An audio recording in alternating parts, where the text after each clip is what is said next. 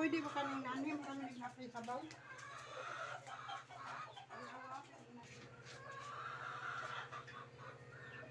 Ito yung photo na sinasabi ko guys. Yung photo ng kamuting kahoy. Hindi photo, kilala lang natin sa bigas. Harina. Hindi. Pwede rin ang kamuting kahoy. Ganitong paggawa. Hindi mo na kailangan ng pampatubo. Pero para sa akin, mas gusto ko to. Mas masarap. Yan. Yan po guys, so. Nagugas naman kami ng kamay. Yes. Yan o. Dapat po tuyong tuyo, dapat pinigay po sa damit.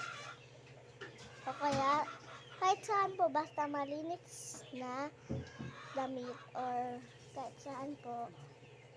Yung tela lang po. Pinigyan namin sa damit na labahan. Yes. Labahan na hindi pa nalalaba. Oo. Dumi kasi. Joke lang, joke. Yan o, tuyong-tuyo siya guys o. Yan ang photo. PM lang pala kung sino may gustong order. Yes. Comment lang kayo kung sino yung gustong umorder. 5 pesos ang isa. Mamaya pagkaluto, ipapagita ko sa inyo. Yes.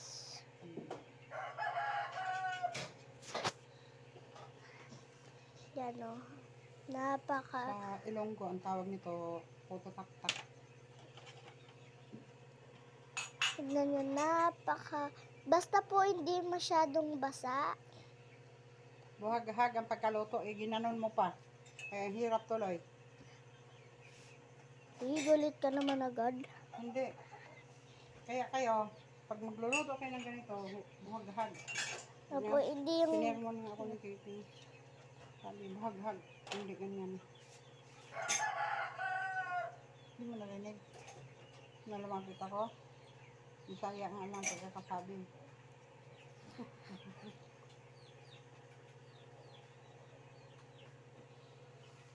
Yan o. Napaka... yung walang basa yan guys. Kung pwede rin, kung gusto niyo basain ng tubig. Hindi yan maluluto, sabi mo.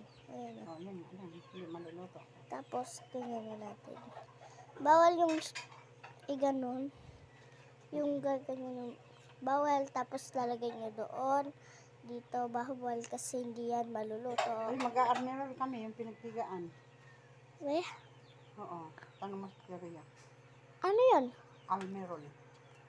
Hindi ko yung alam. Kasapin mo. Wala Tita. na kayong pasok bukas. No, wala. Huwag mong kuha na ng pangit na occasion. Ay, oo, Sabado. Yan o. Yan. Mamaya aawakan ko tapos nam sasabihin ko sa inyo Sarap to. Ano bang oras? Maya ay magsusundo na kami ng mga pupils. Saan? Sa school. Ay, oo. Maya. Ano ito? Yan o. Tignan niya. Napakasarap ata yun eh. Yan o. Yan, bibigyan niya sa taas.